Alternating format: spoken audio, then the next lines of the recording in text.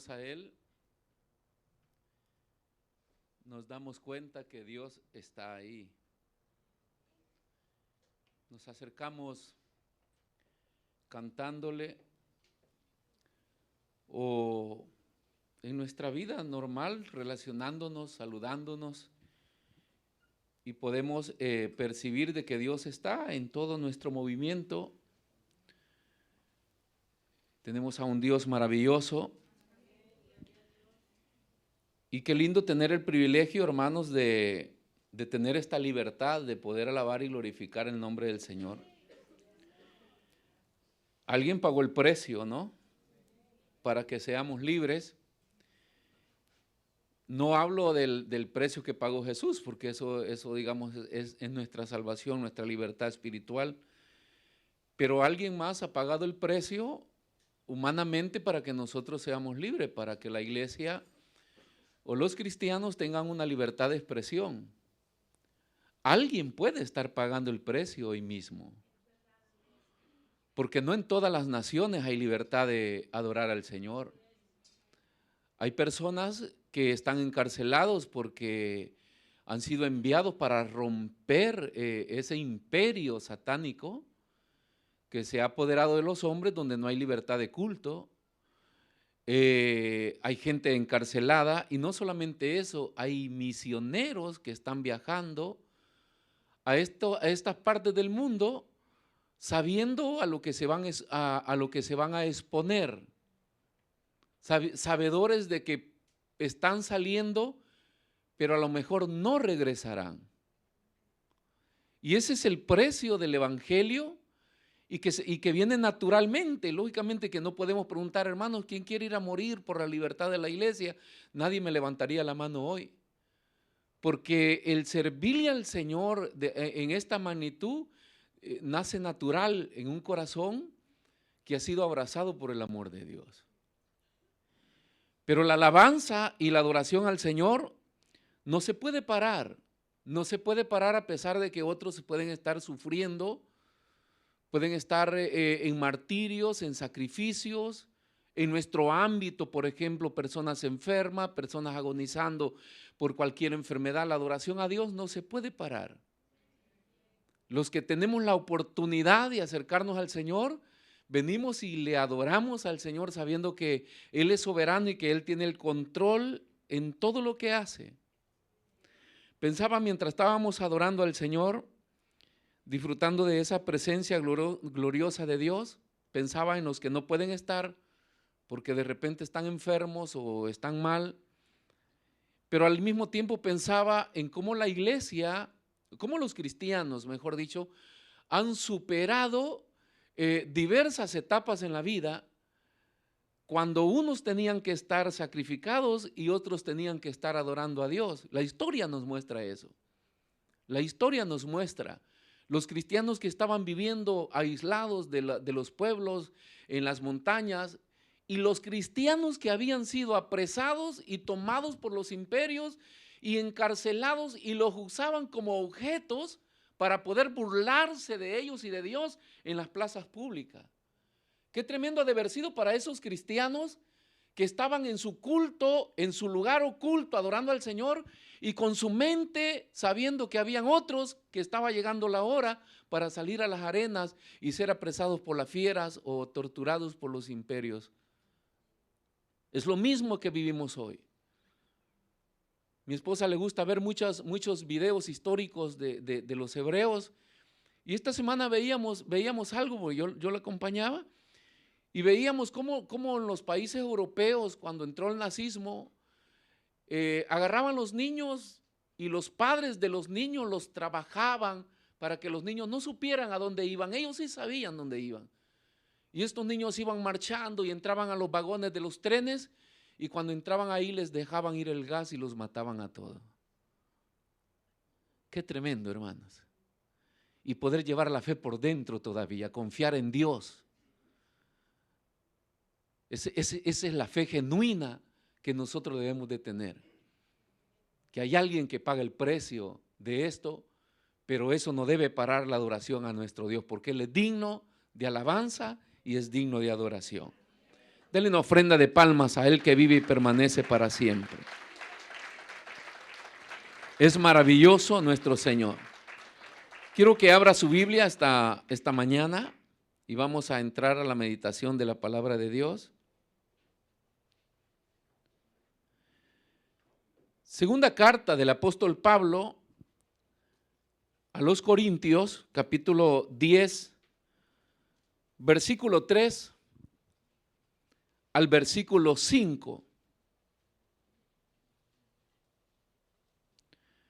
Segunda carta del apóstol Pablo a los Corintios, capítulo 10, versículo 3, 4 y 5. Vamos a hablar de esta libertad que nosotros deberíamos tener. Por eso quiero hablar de cadenas mentales que pueden ser el objeto que reclaman o el argumento que reclama, que debate en nuestras vidas para quitarnos el derecho de que nosotros podamos elegir sabiamente para buscar a Dios o para servirle al Señor. Dice la palabra del Señor, la leemos en el nombre del Padre, del Hijo y de su Santo Espíritu. Pues, aunque andamos en la carne, no militamos según la carne, porque las armas de nuestra milicia no son carnales, sino poderosas en Dios para la destrucción de fortalezas, derribando argumentos y toda altivez que se levanta contra el conocimiento de Dios y llevando cautivo todo pensamiento a la obediencia de Cristo. Le oramos al Señor. Padre, te damos gracias esta mañana.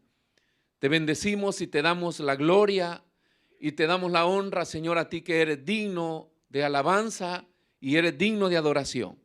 Gracias, Señor, por este privilegio que nos concedes de poder reunirnos, Señor, en esta casa de oración y poder, Señor, elevar esos cantos que expresan tus grandezas, tus maravillas, tu santidad, Señor, y expresan las promesas que tú has dictado para tu iglesia, para tu pueblo.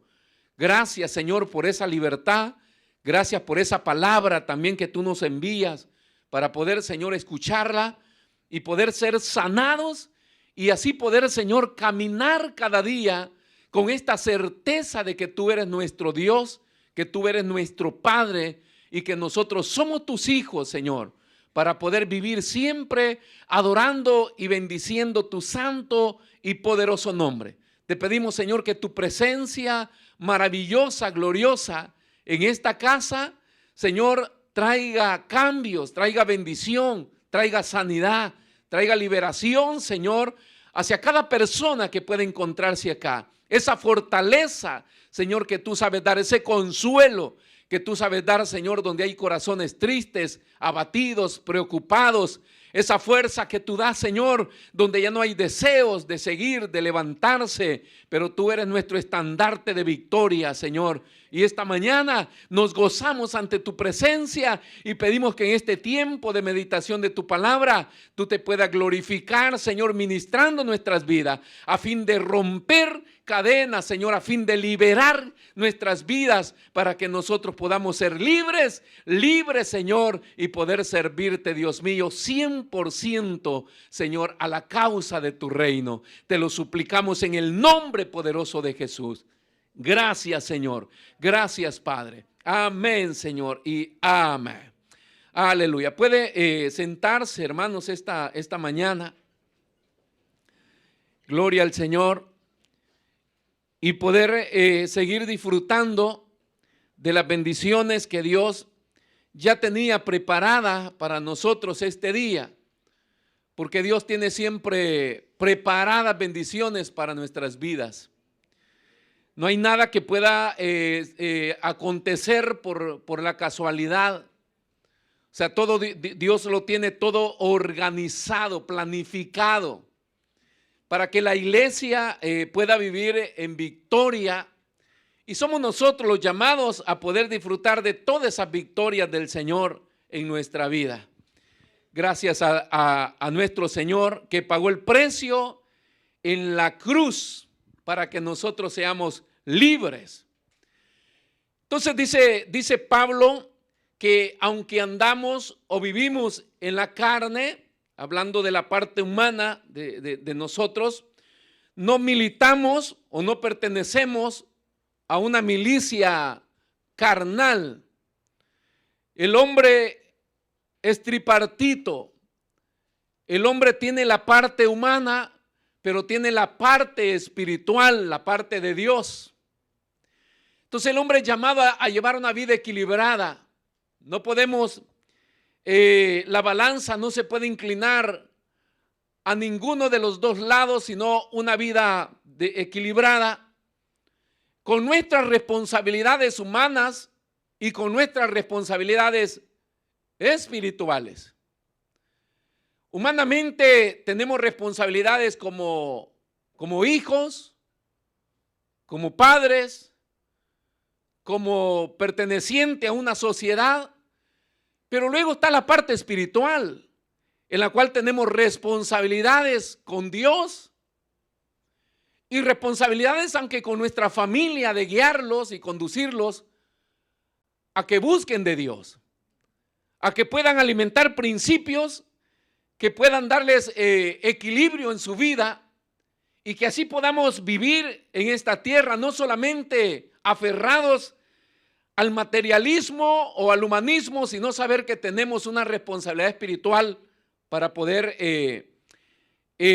alimentar nuestras vidas. Por eso es que Pablo dice, no, aunque vivimos en esta tierra, pero no andamos según la carne, aunque andamos en la carne, no militamos según la carne, porque las armas de nuestra milicia no son carnales, sino poderosas en Dios para la destrucción de fortalezas y derribando, dice Pablo, todo argumento que se levanta con altivez contra el conocimiento de Dios.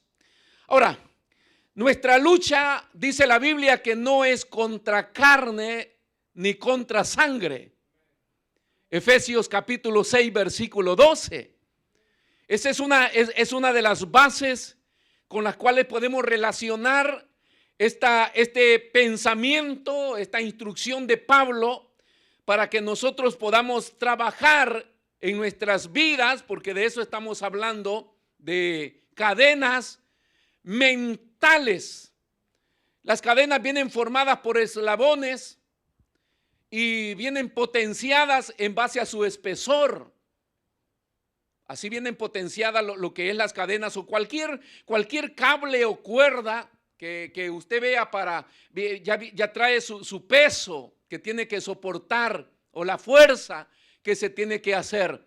Entonces Satanás trabaja en la vida de los seres humanos y también de los cristianos para poder ir añadiendo eslabón tras eslabón y forma patrones mentales, siendo que la Biblia dice que el campo del enemigo es la mente del hombre. Y la mente del hombre está relacionada con el alma del hombre. Y ahí encontramos los niveles del alma o los niveles de la mente del hombre. O sea, lo que el ser humano es en esencia. Y ahí trabaja Satanás. Esa es la tarea, el trabajo más sutil que el diablo hace, más que lo que nosotros pensamos. Que no me saludaron y el diablo se metió en el hermano, que me criticó y el diablo. Y estamos enredados en pequeños detalles sin darnos cuenta que hay trabajos más profundos que Satanás está haciendo con el fin de construir barreras de pensamiento que vayan en contra de Dios. No es solamente que siembra cizaña o distorsiona nuestra buena relación entre hermanos. El plan de Satanás es que yo venga en contra de Dios y comience a levantar argumentos en contra de lo que Dios es y lo que Dios dice. Entonces dice Pablo a los Efesios que no tenemos lucha contra carne ni sangre, sino contra principados. Hay una pirámide de jerarquía satánica, y en la primera posición encontramos los principados. Los principados es la organización de Satanás. Los principados son los planificadores o arquitectos, pues. Para una construcción, lo primero que se hace es buscar un arquitecto, porque ellos son los que han estudiado para elaborar toda la planimetría, de dónde va a ir esa construcción, si es posible construir ahí, evalúan el terreno y luego van viendo de qué manera se va a construir, pero ellos son los que planifican. ¿Me explico, hermanos? Los principados. Y luego cuando está todo, ese Satanás no es un personaje que anda corriendo detrás de uno y de otro. Satanás ha planificado y trabaja. Por eso es que le dijo Dios a Israel, porque no duerme el que cuida a Israel. Porque el que quería destruir a Israel tampoco dormía. Y andaba las 24 horas, dice Pedro, como un león rugiente buscando a quien devorar. No es que llega y dice, ¿y hoy cómo me como a este? No, este es bien gordo, o ¿cómo le hago? No, cuando llegue el ataque a nosotros los cristianos, ya estuvo todo planificado. Hasta el diablo, que es diablo y es tonto, trabaja organizado. Y es algo que nos cuesta a nosotros los seres humanos y especialmente los cristianos, porque hoy usamos la persona del Espíritu Santo para que Él nos lleve una agenda y que Él haga como quiere, porque yo no quiero ser organizado. Ahora, el enemigo con el que nosotros nos enfrentamos trabaja muy organizado, y luego dice principados y contrapotestades y los gobernadores, que son ya los personajes que van a ejecutar lo que ya estuvo planificado. Y entonces vamos a Apocalipsis y encontramos los 4 caballos que aparecen, y dice, vamos a buscar para que lo vea, Apocalipsis capítulo 6 del versículo 1 al 6. Solamente le estoy haciendo una introducción de que por qué Pablo dice, aunque andamos en la carne o somos seres humanos, pero no somos parte de la milicia carnal o de la milicia mundana. Nosotros pertenecemos a una milicia espiritual, divina, y hemos sido equipados para poder contrarrestar todo lo que venga en contra de esta milicia espiritual. Por eso dice, nuestras armas son poderosas en Dios. Y en Apocalipsis 6 del 1 al 6 aparecen, hermanos, estos caballos que se manifiestan, y que es todo lo planificado por Satanás, y luego viene la ejecución sobre la humanidad. Y aparece un caballo blanco que habla del poder militar y el conquistador de sistemas. Esta es la guerra que tenemos hoy, pues. Hoy la guerra es la guerra del poder y de conquistar. Es otra manera, no es la antigua. Recién coronaron al nuevo rey de Inglaterra. Bueno, ya a nosotros no nos importa que nazcan reyes, porque las monarquías ya no es el punto principal de estos tiempos. Pero en el tiempo antiguo eran las monarquías. Y cada vez que salía un rey y se iba a sentar otro rey, era una preocupación, porque hay que ver qué mentalidad traía ese rey. Aunque, por ejemplo, estos reyes tienen un poderío en sus naciones y ellos determinan qué corriente política o religiosa darle a su nación y a las naciones aliadas con ellos. Si hablamos, por ejemplo, de Inglaterra, es una reina que cuidó la doctrina de ellos, el ortodoxo. Este nuevo no. El hijo es ecumenista. Él está uniendo, ya visitó las mezquitas, visitó los templos del Buda, visitó, con todo él lo que quiere es hacer una unión de religiones. Eso es poder mental, es poder de una nación, es el soberano, es el rey. Entonces Satanás trabaja sobre todo esto y es lo que tenemos y es lo que nosotros estamos viendo. Aparece un caballo bermejo o rojo que dice que quita la paz o enfrentamientos. Hoy tenemos nosotros enfrentamientos nación con nación, ¿no?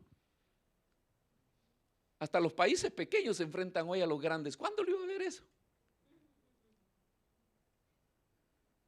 Ya, el pequeño El Salvador, nuestro país, también se le puso serio a Estados Unidos. Cosa seria, hermano. Tenemos un potencial y un arsenal para hacerle frente a Estados Unidos. No, pero vivimos en otro sistema de vida con derechos. Y hoy se pone, bueno, se hace, dice en mi país, se hace el bravo uno hasta donde puede. Porque cuando el otro se enoja más que uno, viene y nos aplasta y quedamos tranquilos de nuevo. Pero es parte del sistema y todo ha sido planificado por Satanás. Aparece otro caballo, que es el caballo negro, y ese habla de la balanza y de la escasez de un denario, ¿era verdad? Por día. Acá no habla de una hambruna, hermanos, habla de una globalización. Con un denario, tú ibas a comer todo el día. ¿Sabía usted la desvaluación de las monedas y el mercado, la globalización esa, donde al final todo se va a volver barata la vida? Ese es el fin de Satanás, de que todos tengan igualdad. Entonces, escasez, ¿verdad? Derrumbe de la economía. Nosotros llevamos años ya en esta era viendo el derrumbe de la economía. Todos los gobiernos luchan por la economía, por mejorar, y están contados los hombres más ricos del mundo que se han apoderado de todo el dinero. Y hoy se depende de ellos, ¿no? Lo que ellos quieran hacer, esa corriente se sigue, porque ellos son los poderosos. El caballo amarillo, que significa la muerte, hambre, pestes, fieras en la tierra. Y en esa era vivimos nosotros, todo planificado por Satanás. Y eso se está ejecutando.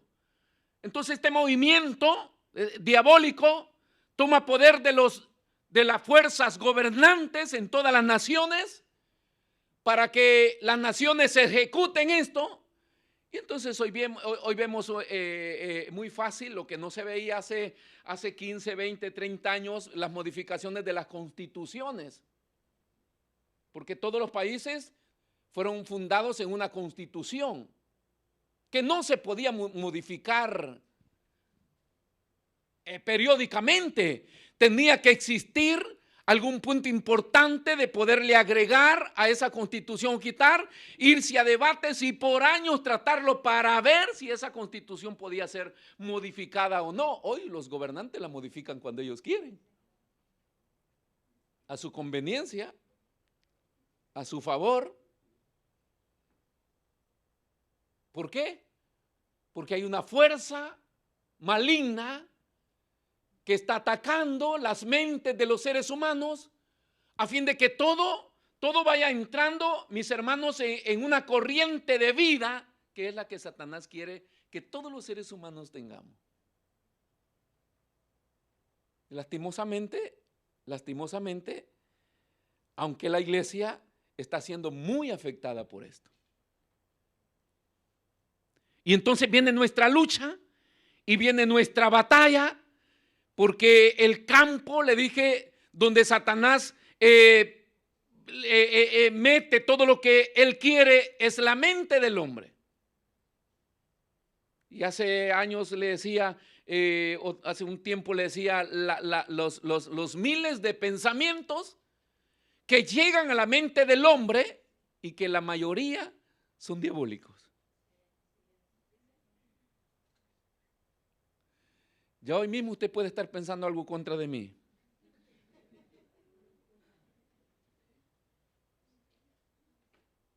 La mayoría de pensamientos son diabólicos y me llegan acá. Y le llegan a usted también. Fluido, hermanos. Es un flujo de pensamiento que Satanás manda.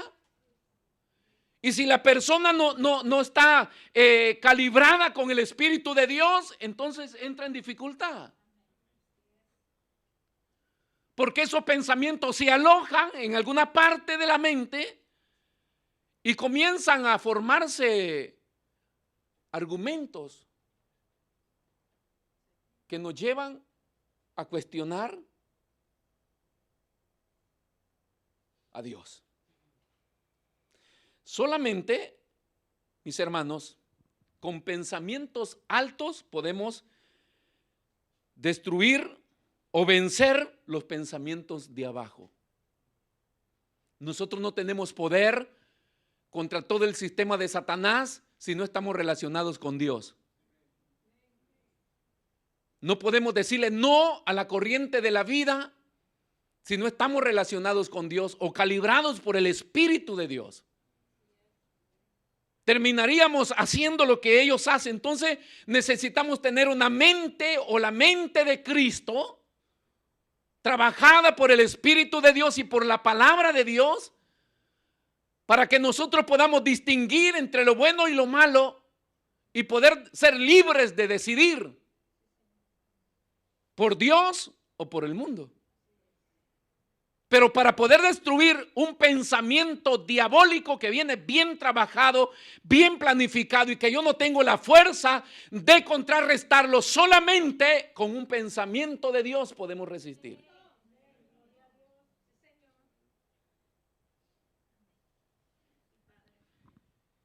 Y lo único que nos queda es obedecer al Señor. Y todo pensamiento, le decía, que no está alineado con la palabra de Dios, puede ser argumento que dispute el derecho de dirigir mi vida. Todo pensamiento que no esté alineado con la palabra de Dios, se pelea el derecho para poder dirigir mi vida. Entonces, somos llamados a examinar nuestros pensamientos y trabajar sobre nuestros o cuál es la raíz de mis argumentos en contra de Dios o en contra de la palabra de Dios. Por eso Dios nos ha dado armas poderosas. Dice Marcos capítulo 12, versículo 30, porque Dios sabe que necesitamos tener la mente llena de su palabra. Entonces, para tener la mente llena de su palabra, todo nace, el principio, el fundamento en la vida del cristiano es amar a Dios. Y si llamarás al Señor tu Dios con todo tu corazón, con toda tu alma y con toda tu mente y con todas tus fuerzas. Ese es el Shema. El Shema no en italiano, el Shema hebreo. Con la S. El Shema de Dios es la oración, es una de las oraciones importantes ceremoniales en el ritual de los hebreos. Y tenían que orarlo 2 veces al día. Desde que cuando amanecía y cuando anochecía.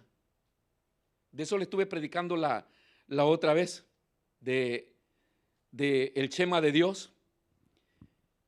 De este tipo de oración que se fundamentaba en 4 pasos fundamentales.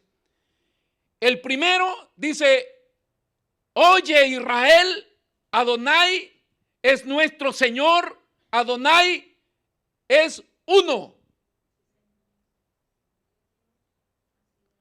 O sea, esta oración de los hebreos que la repetían todos los días: oye, Israel, nuestro Dios o Adonai, uno es. Hermanos, y que aparezcan dioses por todos lados y que por allá llora uno y que llora la otra. O sea, que no, la Biblia dice: oye, la oración del creyente, si era del hebreo, oye, de nosotros, el shema de Dios, la revelación de Dios nos dice: oye, Jehová Adonai, uno es.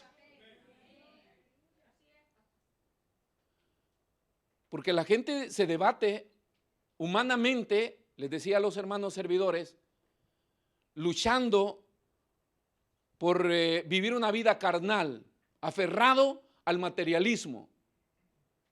Quieren tener buenas casas, buenos vehículos, buenos empleos, buen vestido, y la gente está perdiendo su tiempo ahí y se le ha olvidado. Y cuando usted conversa con ellos, dicen: no, yo soy evangélico y creo en Dios, pero no tiene relación con Dios. Entonces dice el shema de Dios: oye, Israel, Adonai, tu Dios, uno es. Porque cuando el hombre se inclina al materialismo, esas cosas a las cuales te inclinas son tus ídolos. Se constituyen en dioses. Por eso no tenemos tiempo nosotros para buscar de Dios, para llevar una vida continua en integridad con el cuerpo de Cristo, con la iglesia del Señor. Dominguero no volvemos. Y hay otros que al mes nada más vienen. Y no me dirijo a nadie en especial, sino a que podamos reflexionar que este Dios a quien nosotros le servimos es digno de honra y de adoración, hermanos. Y por eso nos reunimos para adorarle y para honrarle y para celebrarle culto al que es digno, a nuestro Dios poderoso. Entonces, esta oración del shema de Dios se fundamentaba ahí. La otra es: amarás. A este Dios amarás. Yo le decía la vez pasada que la mayoría de los cristianos solamente nos hemos conformado con que Dios nos ama. Ese es nuestro credo diario. San Juan 3:16: de tal manera amó Dios al mundo. Ay, cómo me ama mi Padre, cómo me ama. Bueno, recién cantamos también: Él es mi Padre y mi Padre me ama. Es fácil, Dios no sabe hacer otra cosa. Si pudiera odiar, nos odiara. Pero Él solo sabe amar. Entonces, es hora de reflexionar que no solamente me puedo aferrar a que Dios me ama. La pregunta es: ¿yo estoy haciendo algo para amar a Dios?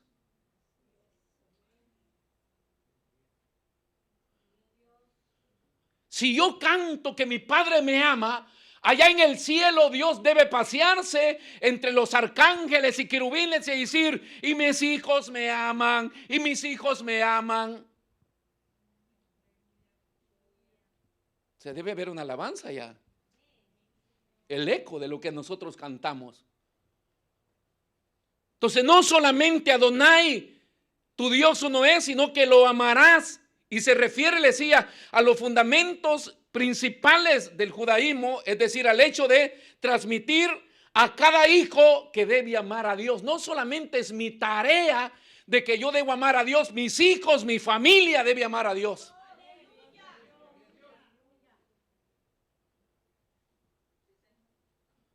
Acá estamos cantándole al Señor diciendo que nosotros le amamos. ¿Dónde están tus hijos? Y alguien dirá: en la escuela dominical. Qué bien. Pero ¿y el que no los tiene ahí? Si lo que Dios espera de nosotros, ¿ha visto que orar no es solamente venir a todo lo que nosotros hablamos para Israel? Eran proclamaciones fuertes porque conllevaba responsabilidades. No vengo solamente a orarle a Dios, sino que yo me llevo la responsabilidad de cumplirle a Dios. Si es fácil que otras personas amen a Dios si ven que nosotros le amamos. Es fácil. La Biblia dice que el mal se vence con el bien, ¿no? Y la falta de amor se vence dando amor. Es que, pastor, ese hombre ya no me ama. Sígalo amando. Ámelo más allá. Porque no hay mejores lazos de atraer a alguien que el amor. Esto no es exigiendo que el otro lo haga. Esto es dándose. Por eso es que a nosotros Jesús nos conquistó con los lazos de su amor. ¿Acaso usted y yo queríamos entregar nuestra vida al Señor? ¿Quién dice? Si nos sacó de una discoteca, nos sacó de un baile, nos sacó de una borrachera, nos sacó de la droga. Cuando nosotros no queríamos nada con Él, Él decidió amar en extremo y amar incondicionalmente. Entonces los lazos de amor son los que hacen que la persona ame.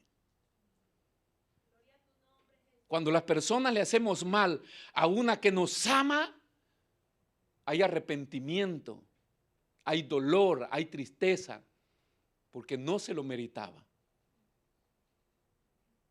Pero cuando le hacemos algo a alguien que no ama, dice, bien ganado se lo tenía.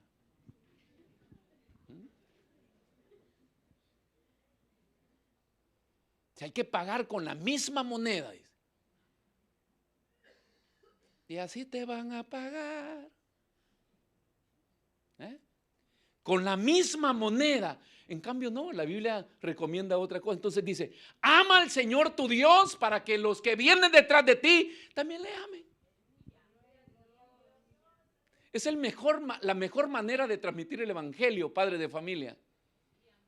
No es solamente forzar a los hijos o forzar a los de casa que vayan, sino es nosotros mismos con el ejemplo. Entonces es parte de eso, le está diciendo, ámalo. Y la otra parte es cumplirán, que es la parte de cumplir las promesas, los principios de Dios. Esta oración constituía en esto, de cumplir la palabra de Dios, los requisitos de Dios, los principios de Dios. Si nosotros estos preceptos de Dios los respetamos, los honramos, los aplicamos a nuestra vida, todas las promesas de Dios son nuestras. Ojo, hermanos, porque nosotros corremos detrás de las promesas de Dios. Bueno, hoy compramos Biblias de promesas. Y mira lo que Dios me dice a mí, parece que estamos leyendo el horóscopo. ¿Ah? Soy Sagitario, soy Libra. Mire, hoy voy a tener una linda jornada y un chico me visitará. Es un día lleno de amor, de mucho amor. Agarramos la Biblia como que si de verdad todas esas promesas que Dios dice pueden ser mías, con cadenas en mi mente y argumentos cuestionando a Dios y haciendo mi vida como yo quiero y no como Dios pide. Entonces la oración de los hebreos, de repente vivían cosas similares como nosotros, porque los seres humanos casi todos somos iguales, pero ellos cuando se acercaban a Dios sabían que iban para llevarse una responsabilidad y recordarse que ellos eran una nación para adorar a ese Dios verdadero y amar a ese Dios y cumplir lo que ese Dios dice. Porque el amor es eso, amarás al Señor tu Dios con todo tu corazón. O sea, si yo aprendo a amar a Dios con todo mi corazón, ¿por qué voy a cuestionar a Dios? Los defectos se comienzan a ver cuando el amor se comienza a nublar. Los chicos que están enamorados se ven perfectos.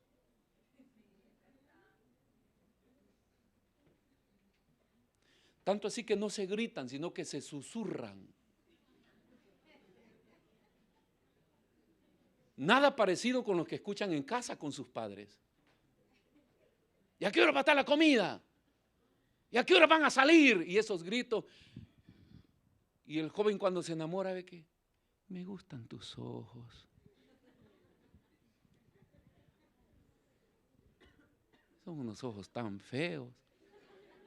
Uno para un lado, otro para el otro. Qué lindo tus ojos. Tienes una mirada panorámica.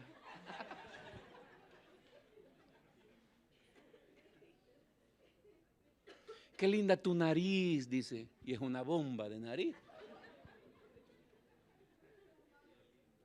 Uno ve todo lindo, ¿no es verdad? Con el pasar del tiempo, dice, ¿con quién me casé? Al menos a Jacob se la cambiaron, pero nosotros no, hermano. Es la que nosotros elegimos cuando estábamos enamorados. ¿Por qué con el pasar de los años comenzamos a argumentar? No sé para qué me casé contigo. Si tú eres acá, eres acá, eres acá. Y la otra dice, ¿acaso no lo vistes cuando me conociste? Y el otro dice, no. Si lo hubiera visto. ¿Y por qué no lo viste? Porque estaba enamorado. Entonces cuando la persona se convierte, se enamora de Dios y todo lo ve maravilloso. Debería seguir viéndolo todo maravilloso hasta que Cristo viene, pero como se junta con la chusma,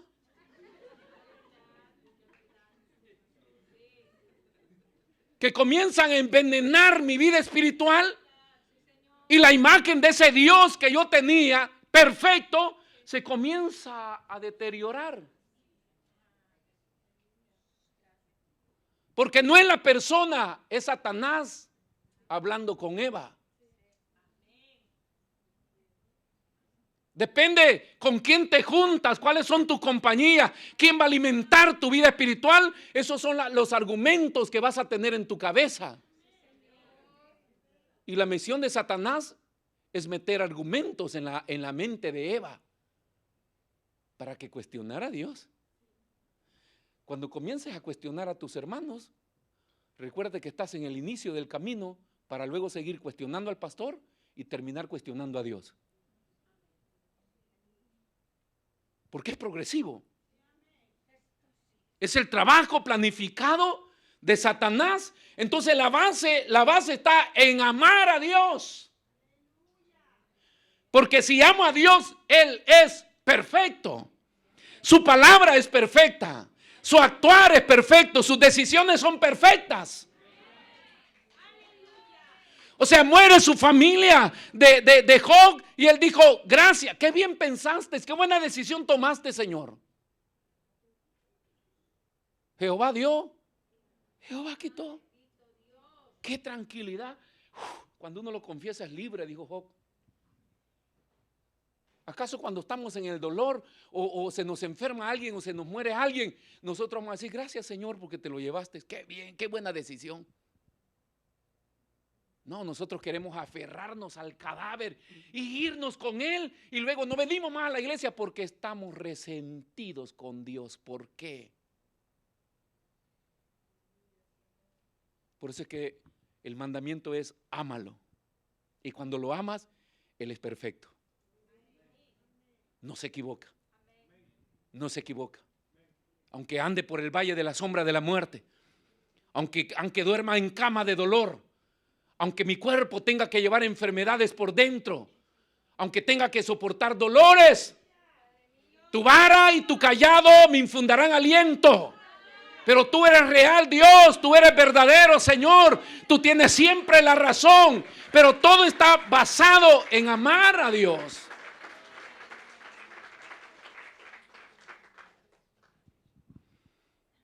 ¿Cómo pudieron los hebreos deshacerse de sus niños sabiendo que los iban a envenenar con gas? ¿Cómo podían dejar ir sus mujeres y ellos también se iban y se despedían? Es triste ver eso. Gente que conscientemente sabe lo que está pasando, sabe lo que le va a suceder y lleva por dentro el gene de su Dios. Es difícil. Se necesita estar bien mezclados con Dios. Eso es lo que Dios hizo con nosotros. Si tú cumples mis principios, todas las bendiciones van a ser tuyas. Yo voy a hacer que caiga la lluvia temprana y la lluvia tardía. Yo voy a hacer que tus cosechas produzcan. Yo voy a hacer que el obrar de tus manos vaya siempre de aumento en aumento. Pero si tú no lo cumples, que es la otra parte de esto de cumplir, entonces hay una amenaza. Si no respetas los preceptos de Dios, Dios provocará sequías, hambres, resequedad, dolencias, enfermedad. Por eso es que lo dice en Crónica, cuando el pueblo está pasando todo eso, dice, si se humillare mi pueblo, que no ha dejado su ritual religioso, tienen su culto, todo su movimiento. Dice, mi pueblo que invoca mi nombre, si se humillara, si se volvieren a mí, yo sanaría su tierra. Porque es lo que Dios promete siempre. El último paso del Shema de Dios es, Adonai ordenó. O sea, Dios ha ordenado. Y ahí viene la mezcla del tzitzit y del talí. Porque en esta vestimenta que ellos se ponían, nosotros lo tenemos por ahí, pero el tzitzit, por ejemplo, son los flecos que venían hechos con cordones, y hay 6 cordones blancos y un cordón azul que representaba la gloria de Dios. Y en esos nudos y en todas las trenzas venían reflejadas las 613 leyes de Dios. Y se los amarraban en las 4 esquinas de los vestidos de los maestros. Y eso lo sabe muy bien por qué la mujer con 12 años de flujo de sangre se abalanzó y dijo, si tan solamente tocar el borde del vestido. Que no es la tela que era poderosa, era eso que Dios había ordenado. El talí, que es el manto que los hombres se ponen para orar y que representaba en las 4 esquinas, venía con sus flecos también para representar esa obediencia que el hombre tiene a Dios. Es maravilloso ir a Israel y ver a los practicantes bajar al muro, solamente al muro del templo, porque el templo fue destruido y arriba cuando los árabes tomaron el control, construyeron su mezquita ahí, pero abajo están los muros del fundamento del templo, que es el lugar, el llamado muro de los lamentos, donde todos los ortodoxos hebreos bajan a orar. Y es maravilloso ver esa gente que tiene su vestimenta con la que desciende a orar, y ahí están que oran, y cuando terminan de orar, ellos salen de esta manera. Hombres y mujeres separados salen de esta manera. Hay unos 100 metros de distancia donde ellos comienzan a darse vuelta. Han caminado, no le dan la espalda, porque para ellos la presencia de Dios está ahí. Y cuando ya se separaron, todavía ellos van y se paran y se quedan viendo, se paran hasta que se alejan. Hay gente que viene a la iglesia y ni cuenta se da que está en la iglesia.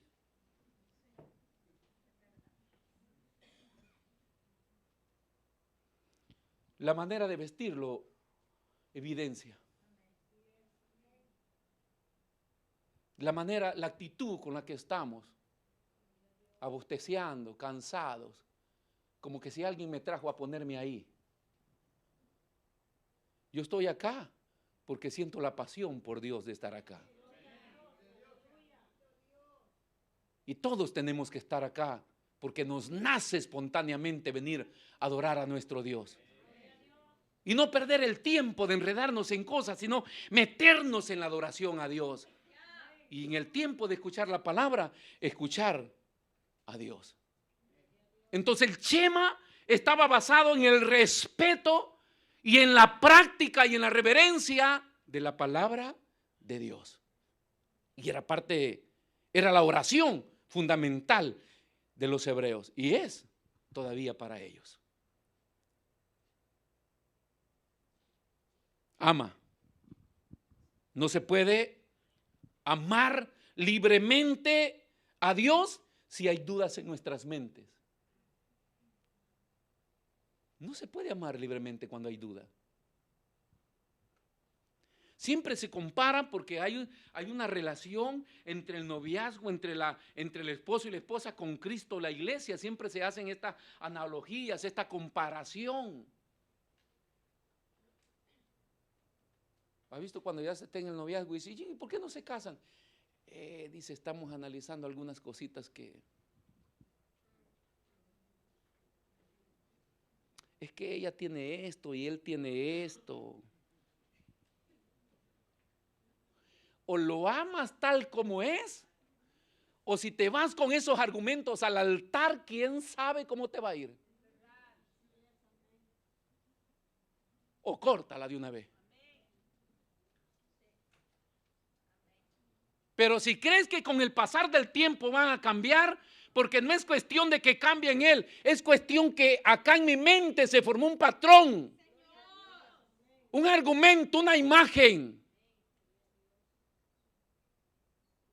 que si no la cambian, la voy a tener ahí. Pero no hay cuestión de que la cambie la otra persona.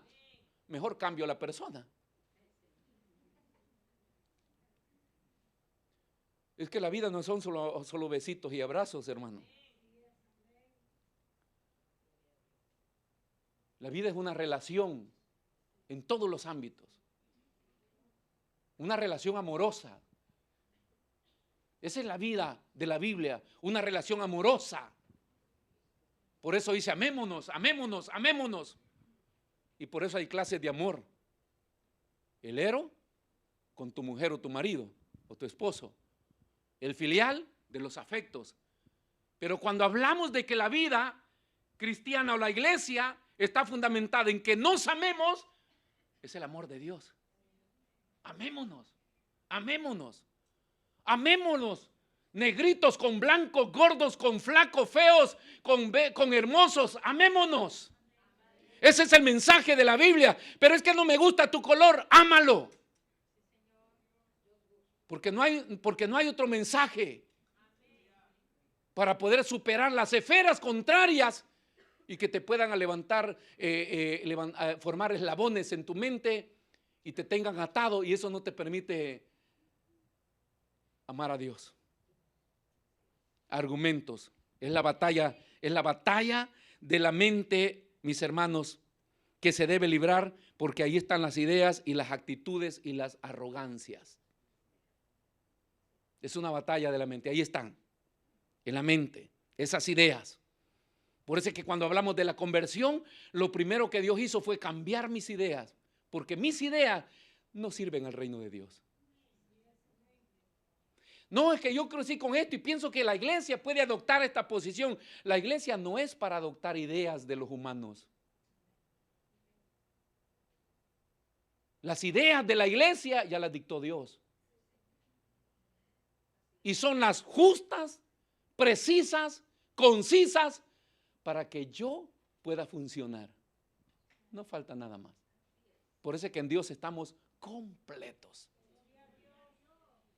Porque no hay necesidad de que yo le añada a eso con mis ideas de ninguna manera. Mis actitudes deben cambiar y someterse a lo que Dios pide. Porque eso determina quién yo soy. Entonces, si yo no trabajo en mis ideas, en mis actitudes, entonces voy a tener una batalla mental que no me va a permitir amar a Dios. Se levantan los argumentos. Entonces Pablo está hablando y dice que derribando, dice el versículo 5, derribando argumentos y toda altivez que se levante en contra del conocimiento y llevando cautivo todo pensamiento a la obediencia de Cristo.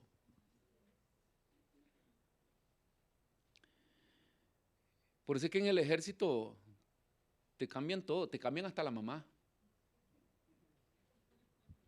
Sí, yo recuerdo, lo tengo bien presente, aquel sargento era un blanco rubio que estaba ahí. Yo no sé cómo es que había un rubio ahí. Pero salió con una regla blanca y estaba escrito segunda mamá. Y la levantó así enfrente de nosotros, dijo, de hoy en adelante, esta es vuestra mamá. Así es que cuando la quieran me la piden.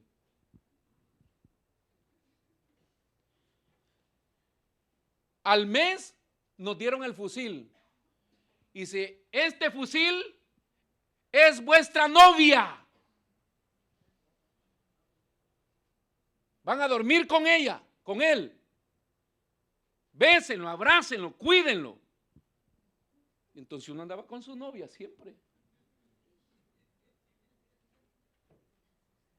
Entonces mentalmente cuando te atacan en la guerra, tú vas en dificultad porque no sabes de dónde fue ni qué fue, ¿no? Pero automáticamente la mente, valga la redundancia, siempre va al fusil y a disparar, automáticamente. Porque se ha familiarizado y se ha acostumbrado a eso. Entonces, pero todo te lo cambian, todo te lo cambian. Acá no va a ser lo que ustedes quieran. Acá mandamos nosotros. Y van a hacer lo que acá se les diga. ¿Estamos de acuerdo? Y uno responde a una sola vez, estamos de acuerdo. Y eso es lindo cuando uno declara que está de acuerdo, ¿no? Y ya de ahí usted ya no vive más, viven ellos en usted.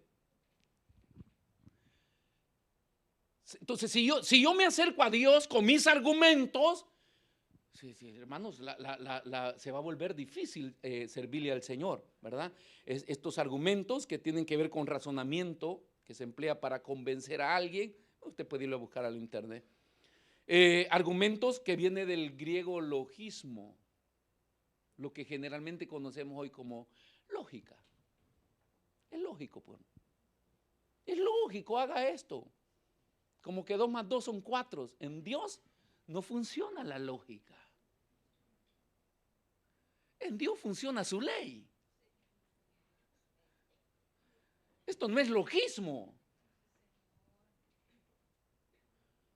O sea, según mi lógica, el Señor cuando venga, el primero que se va a llevar es a mí. Y según la lógica de algunos de ustedes, yo tengo razón en eso. No, porque hay hermanos que dicen, claro, es el pastor, está más cerca de Dios, es el siervo del Señor, él va a estar adelante de nosotros allá. No, si con la justa estoy hoy acá delante de ustedes. De repente adelante va a estar alguien que nosotros ni nos imaginábamos.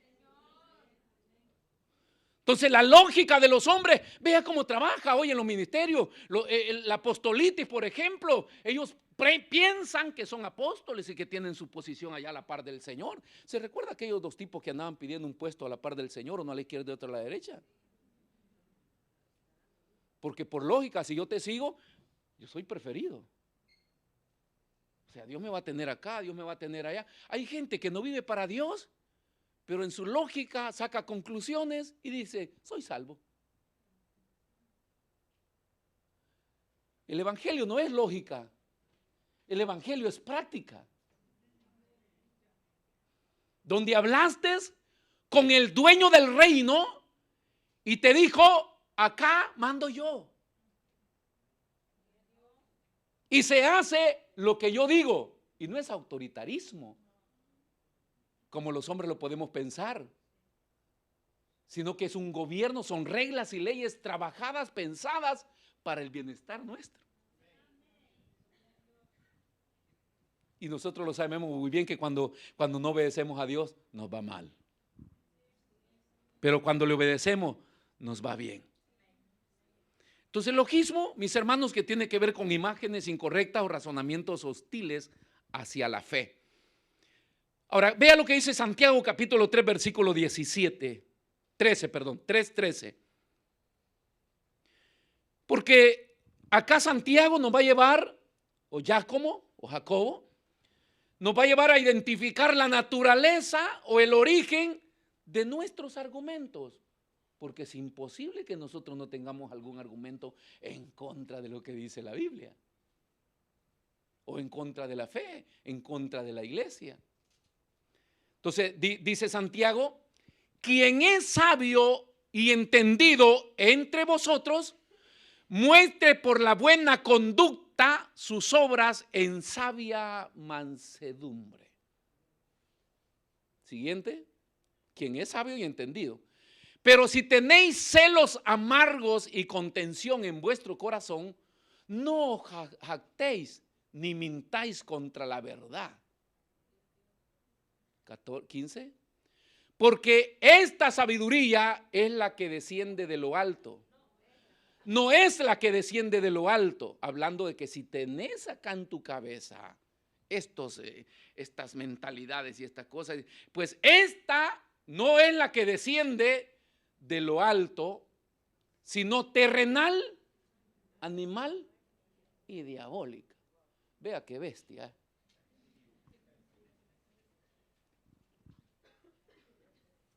Solo hay dos tipos de sabiduría sobre la tierra: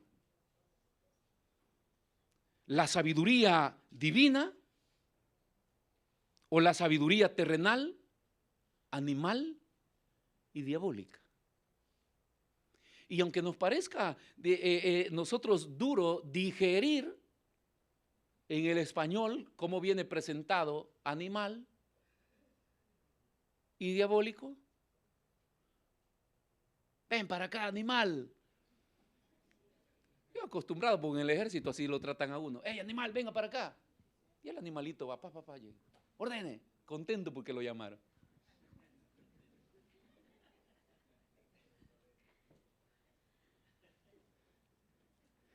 Lo adiestran tan bien a uno ahí que le roban a uno su identidad, hermano.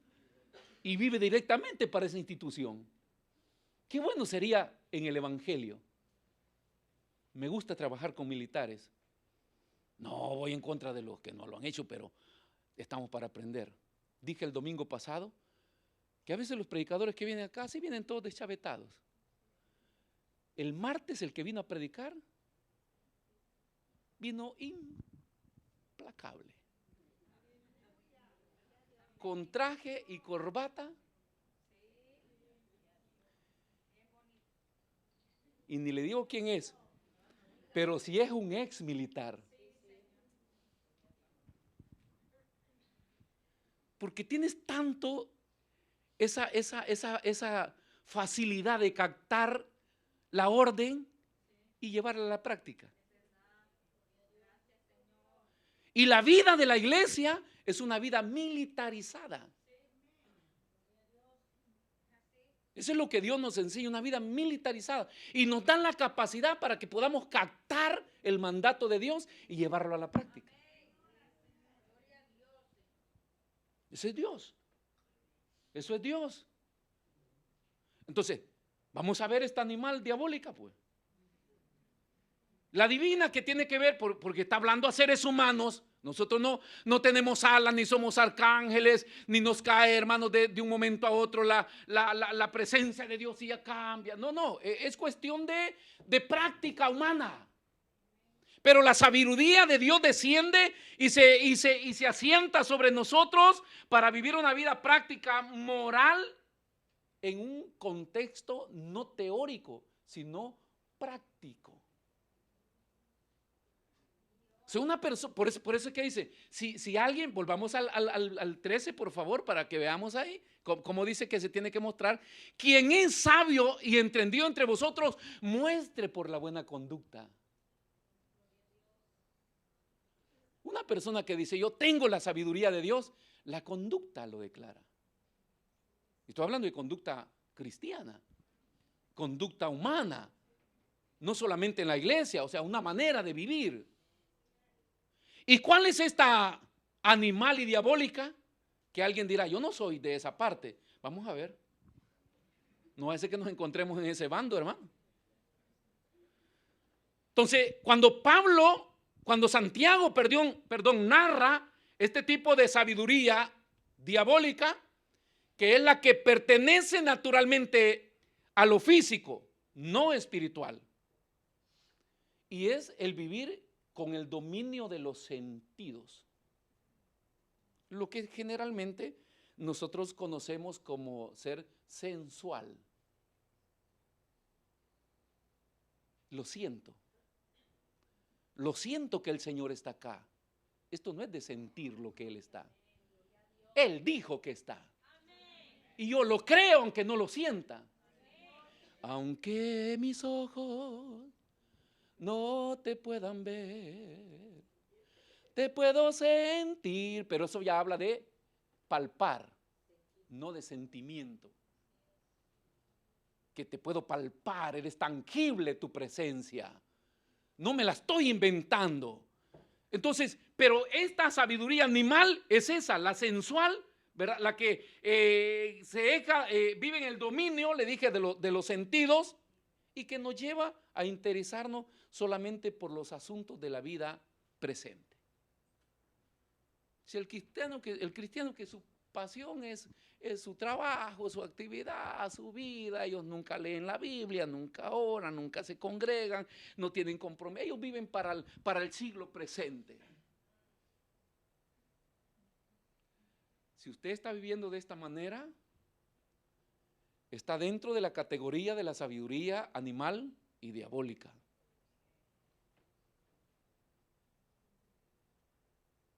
¿Por qué? ¿Por qué, pastor? Porque cuando comenzamos a dejarnos ir y dejarnos gobernar y dominar con esto, y nuestra vida se vuelve sensual, lo que pasa es que comienza a identificarse con lo que la Biblia dice, la concupiscencia. Cuando una persona se vuelve humana normal, mi actividad, mi vida presente, automáticamente, aunque yo haya recibido al Señor y esté tratando la manera de practicar mi fe, el hombre lleva por dentro la concupiscencia, que son los deseos escondidos de la carne. Y la concupiscencia de repente me dice, te caería bien una cervecita, una chela bien helada. Una polarizada, decimos allá, por el vidrio oscuro. Te caería bien un tiempito que te vayas a recrear ahí con tus amigos y tus amistades. Como es lo que quiere la carne, entonces se asocian los sentidos, porque como soy sensual, no soy espiritual, se asocia esta concupiscencia. Y entonces activa los deseos ilícitos y las prácticas impuras que exponen a la persona a fuerzas demoníacas. Y ahí comienza el nivel del diablo a trabajar. Lógicamente yo vivo para vivir esta vida disfrutándola yo, la vida es una sola y hay que vivirla, y dejo ir el libio mío y mis deseos carnales, y entonces viene y se asocia todo, y al final la persona está en las manos de la fuerza demoníaca. Sí. Y comienza con su influencia, luego va con sus ataduras, después va con su opresión y termina poseyendo a la persona. ¿Y qué va a pensar en Dios y en iglesia ni nada? Entonces, que quede claro que hay sabiduría, según Santiago, según la Biblia, espiritual y divina, que la muestra la persona por su buena conducta, por su obrar, y luego está la diabólica, animal, que también se muestra por el obrar, y que se activa todo lo que puede estar internamente, y cuando estamos en las manos de Satanás, entonces comienza a moverse todo lo que es la argumentación. Génesis capítulo 3, donde está Eva conversando con el diablo, o el diablo con Eva.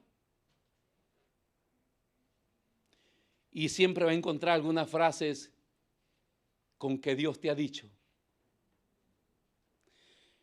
Le dije porque al estudiar, mis hermanos, la sabiduría divina y la sabiduría diabólica, el fin no es descubrir en qué bando estoy, sino poder analizar ¿Cuál es la raíz o el origen de los argumentos que yo tengo como cristiano en contra de Dios? Que de tanto platicar con el diablo me está convenciendo. Platicar con el diablo es fácil porque no es el diablo que viene en persona, usa a las otras personas que están en el mismo nivel carnal. ¿Y qué haces en esa iglesia? ¿Y para qué vas ahí? ¿Ha visto esos hermanos? ¿Sabían ustedes que acá hay hermanos que han mandado a otros afuera y ellos todavía siguen acá buscando sacar otros?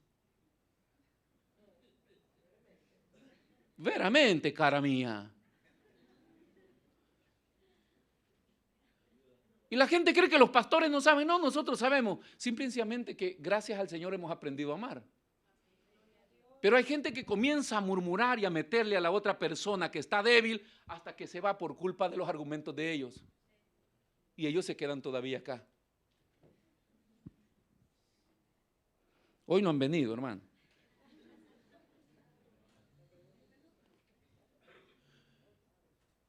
Pero como los apóstoles no estaban seguros, comenzaron a decir, ¿seré yo, Señor?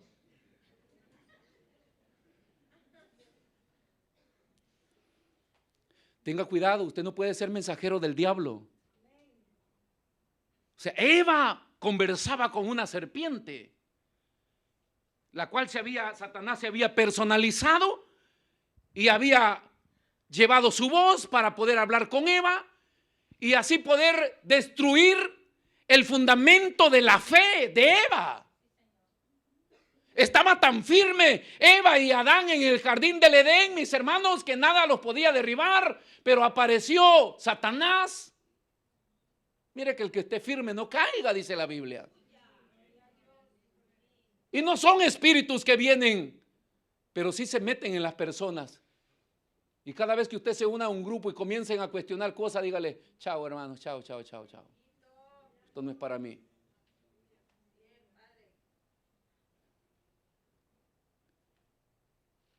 Hay que identificar eso. Y ahí está Eva. Hermano, le dije que Génesis 3. Y no, despiértenlo, por favor. Pero la serpiente era astuta más que todos los animales del campo que Jehová Dios había hecho, la cual dijo a la mujer, ¿con qué Dios os ha dicho? Él puso los argumentos en la mente de Eva. ¿Quiere que le mencione algunos argumentos que ha logrado poner en la mente de los cristianos de hoy? Con que hay que diezmar. Y esto va para los que no diezman. De verdad, podemos debatir por el diezmo, pastor. Claro, tienes tu argumento. Yo no tengo argumento para debatir con el diezmo. Lo encuentro acá, establecido por Dios, que bendice a sus hijos. Y si Él dice que lo haga y Él me dijo que el que manda es Él, ¿por qué tengo que cuestionar lo que está escrito ahí? Pero alguien te envenenó.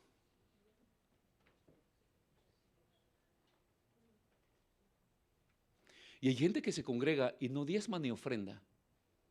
Primicia, ni hablar, eso es del diablo. Es del diablo, sí, porque él se ha puesto en contra. Y cuando no lo das, sí que es del diablo, porque se lo vas a dar a él. Vas a terminar dándoselo a él. La gente que no le da a Dios termina dándoselo al diablo. ¿Cómo así, pastor? Sí. Te lo gastas en medicina, te lo gastas en reparación de vehículos, te lo gastas en multas, te lo gastas en que te suben las boletas. Cualquier cosa te sucede. Porque claro, tienes un argumento. ¿Por qué esto? Tenemos que hacerlo. Es del antiguo tiempo, es de los otros, es de nosotros no es, nadie lo quiere. Y Dios dice, es mío, yo lo dije. Y algunos van a comentar por internet también, porque tienen argumentos para cuestionar a Dios. ¿Por qué tenemos que estar cuestionando a Dios?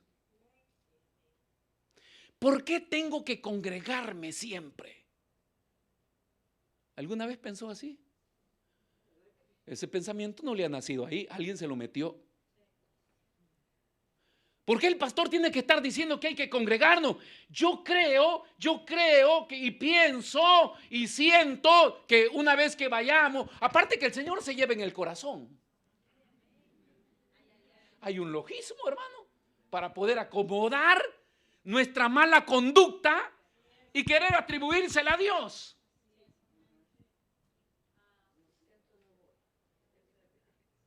Acá, ¿ve?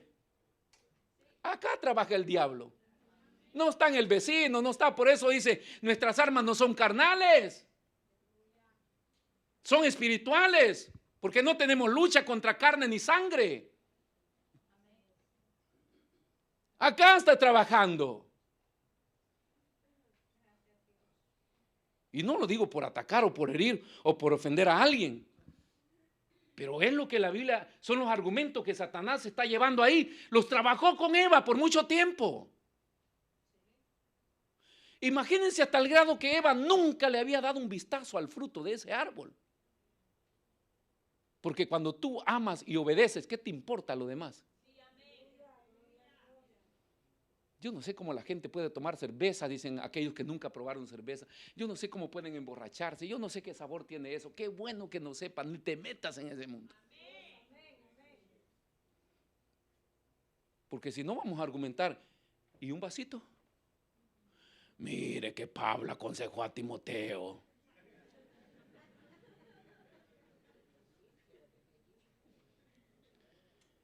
Lo que ellos no investigan es qué tenía Timoteo. Porque se lo recomienda. Era más medicina. Pero bueno, pero sigamos pensando, ¿no? ¿Para qué ir tanto a la iglesia?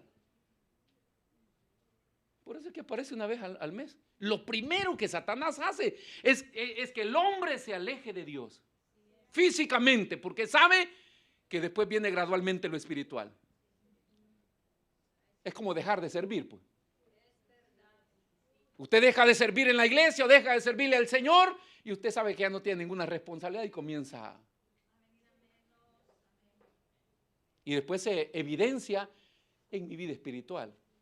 Pues, ¿cómo están, hermano? Bien, bien, dicen bien. No, no están bien. Cuando alguien se te acerque a preguntarte cómo estás, no jures que estás bien, que no estás. Porque del momento que la persona se acerca y te pregunta, es porque Dios lo ha enviado, pues. Porque se ha visto algo que no va. Y es bueno, mejor, ayúdenme. Ayúdenme. Ayúdenme. ¿Ha visto con el COVID cómo la gente pedía ayuda y la ambulancia no llegaba? Y cuando no le ayudaban se tiraba de la cama y se iba a presentar al hospital solo. Aunque sea con el último poquito de oxígeno que le quedaba. Pero llegaba al hospital a que le metieran más oxígeno. Aunque si usted suba las gradas acá, hermano, con el último respiro, pero diga, llegué. Porque pedí ayuda y nadie me fue a recoger. Entonces me tiré de la cama y me vine a servirle a Dios. Porque no permitamos que Satanás, hermano, levante estos patrones y deje esas imágenes ahí. Si usted viene a esta iglesia, tiene que estar de acuerdo con Dios y tiene que estar de acuerdo conmigo. Si no, yo no puedo ser su pastor.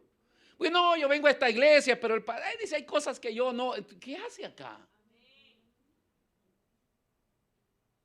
Y si hay cosas que no van, pues dígamelas, diga el pastor. A mí no me gusta. Eso que usted hace es antibíblico, es diabólico. Y vamos a ver si es verdad. Pero tratamos la manera de que acá se le dé el manjar de Dios, no otra cosa. Pero que diga que viene y que no está de acuerdo, pues ahí hay ya una pezuña del animal, hermano. Y yo ni le digo animal, yo le digo que bestia, ¿no? No al animal, sino a la persona que se comporta así. ¿Para qué ayunar? Y cuando se hace un ayuno, ay, va arrastrando la botellita de agua. Un ayuno, hermano. ¡Qué desgracia!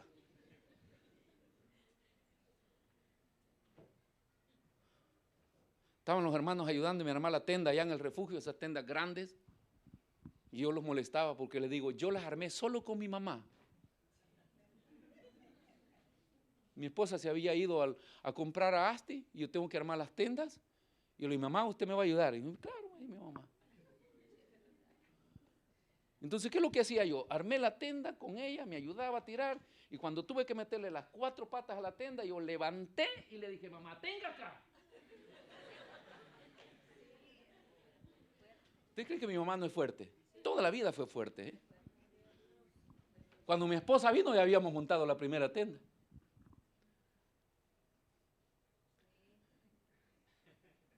En el cuartel, cuando el soldado está llorando, como ya se informaron bien, dice, mira, si quieres voy a traer a tu hermana, porque tu hermana hace mejor las flexiones que tú estás haciendo. Y a uno, hermano, le alborotan toda la hombría, ¿no? Pues la misión es despertar ese carácter. ¿Cómo que mi hermana va a ser mejor que mí?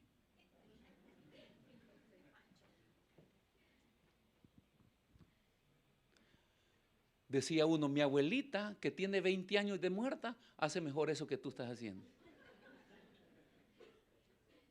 Con la idea de declarar que todos tenemos la capacidad o el potencial de hacer las cosas bien. Todos, hermano. ¿Por qué no? Entonces, ¿para qué ayunar el argumento, verdad? Y hoy aparecen los defensores de este argumento porque dicen, ¿saben por qué no se debe ayunar? Porque ya Jesús ayunó, ya. Y Él ya lo hizo todo, pues, ¿para qué aguantar hambre? Pues la gente vive con esas mentalidades acá y la Biblia no ha anulado nunca estas cosas. ¿Como para qué santificarse? Que es la lucha más fuerte que nosotros tenemos, especialmente por el mensaje que han entendido, mis hermanos, que Dios lo único que quiere es tu corazón. ¿Están los salvos siempre salvos? Que tienen iglesia, que escuchan predicaciones, que cantan, que sirven, tienen 2 mujeres, hacen lo que quieren, pero ellos son salvos, siempre salvos. Cuando el Señor venga, donde quiera que los encuentre, de ahí los va a sacar y los va a levantar a los pobrecitos. Y entonces la gente dice, ¿para qué santificarse? O a veces cuando vemos el pecado de otro o la falta, y dice, ¿para qué luchar entonces? ¿Para qué hacer esto? Como que si no vale la pena. ¿Para qué servir a Dios si nadie te lo agradece? ¿Cómo que si trabajamos o servimos para el ojo de las personas? Le servimos a un Dios grande y poderoso. Entonces, todos estos argumentos aparecieron ahí desde el principio. Los trajo Satanás, el que ha inventado la sabiduría animal y diabólica. Él es el que trabaja todos los días en la mente de los cristianos, también enviándonos argumentos. Cuestiona esto, si no es de Dios o es de Dios, como que si somos eruditos bíblicos. Yo admiro los grandes conferencistas y la gente que debate en público y tiene una respuesta para defender. Y yo digo, wow, yo nunca a mí, que no me inviten a debatir, que yo no tengo que hablar.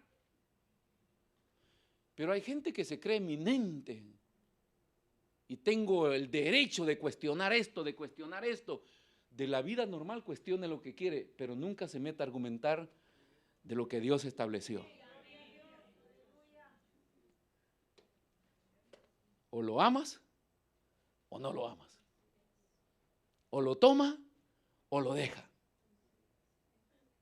Entonces hay que eliminar, y acá concluyo, hay que eliminar de nuestra mente todo argumento que esté basado en la sabiduría animal o diabólica. Por eso es que dice el versículo 5 de 2 de Corintios 10, derribando argumentos y toda altivez que se levanta contra el conocimiento de Dios y llevando cautivo todo pensamiento a la obediencia de Cristo. ¿Cómo derribar esos argumentos del diablo?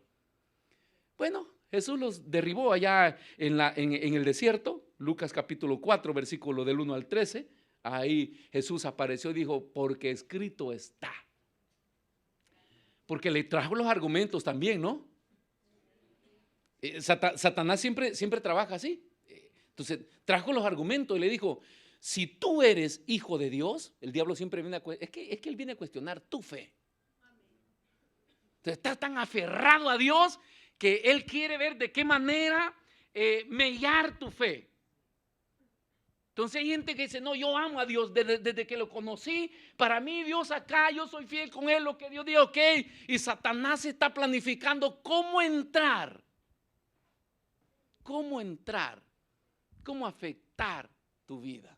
Porque quiere desbalancearnos. Entonces dice, derribando ese argumento con toda altivez. Entonces vino a Jesús y le dice, si eres hijo de Dios, haz que esta piedra. A los ministros de hoy, hermano, hoy que tiran patadas de unción, trompones de unción, lenguazos de unción, porque ellos quieren demostrar que tienen algo de Dios. Ese es el argumento. Yo debo demostrar que tengo algo de Dios. Le preguntaron a la esposa de un pastor que nos visitó hace años, y le preguntaron, ¿y usted qué hace? Y dice, yo hago lo que nadie quiere hacer. ¿Y qué es eso? Mujer. O sea, esposa, madre, lo que nadie quiere hacer. Si hoy, ¿qué título le podemos poner? Cuando nos piden el currículum, inventamos y metemos 10 títulos, no tiene nada. Solo porque hizo un curso de SOS, de no SOS.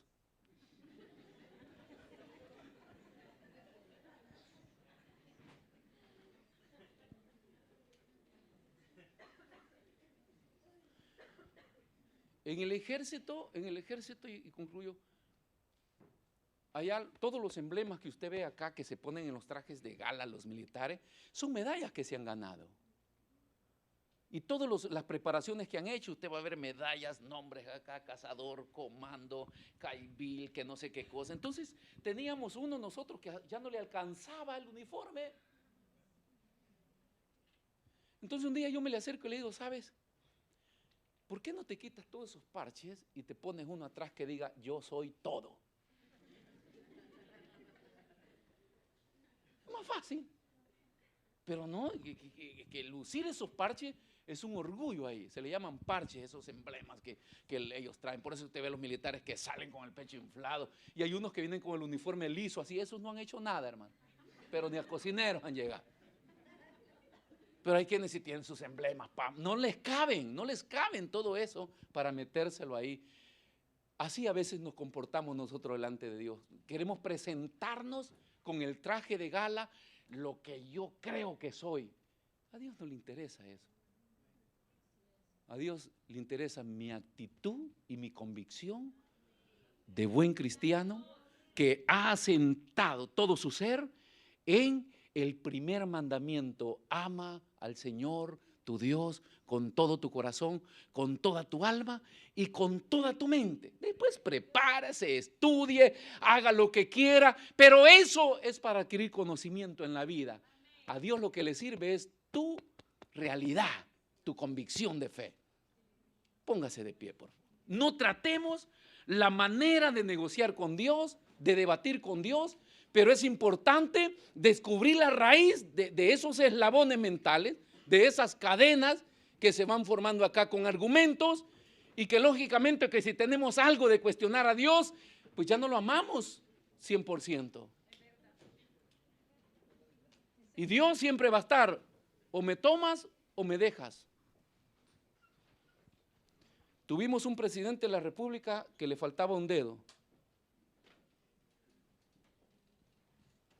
Y un día pasando por el mercado, con su mano apuñada, tocaba las sandías. Dice, ¿cuánto cuesta esta?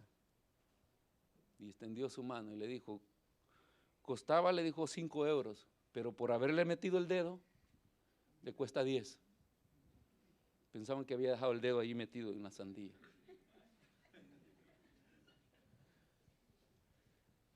O lo toma o lo deja. No se puede regatear con Dios. No es el mercado. En Dios todo ya está dictado, tiene un precio que Él pagó, y nosotros solo somos llamados a amarlo, tal como Él es. Y que cuando empezamos a amarnos nos damos cuenta que Dios es perfecto. Cuando hablamos de perfección de Dios no hablamos de una imagen de gloria. Él es perfecto en lo que hace. Todo lo tiene bajo control. Todo, hermano. No se le escapa nada. Ese es nuestro Dios. Si con el caminar en el Evangelio usted comienza a ver algún defecto en Dios, recuérdese de eso, Dios no tiene defectos. Pero alguien llegó a tu mente a meterte ese pensamiento ahí para que tú hagas crecer un argumento y cuestiones a Dios. Dios no tiene defectos, Él es perfecto. Un día le transmite la sabiduría a otro día. Y todas las cosas las hizo hermosa. Nosotros somos su creación y somos una creación hermosa. Tan hermosa para Dios que envió a su Hijo unigénito a morir en la cruz del Calvario por amor a nosotros. Nosotros que en la manera de pensar, de razonar, pensamos que hay guapos, que hay feos. Dios no nos ve así.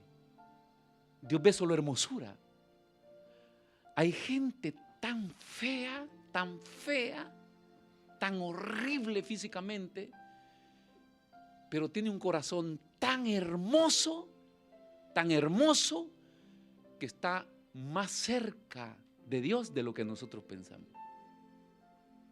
Porque no es lo que nosotros vemos feo o hermoso, bueno o malo. Eso es lo nuestro, no lo de Dios. Dios nos ve a todos preciosos. Y todo lo hizo precioso.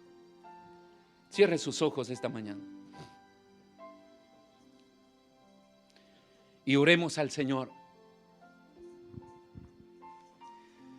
pidiéndole primeramente que examine lo más profundo de nuestro ser, pidiendo que ponga su mano poderosa después de enviar su palabra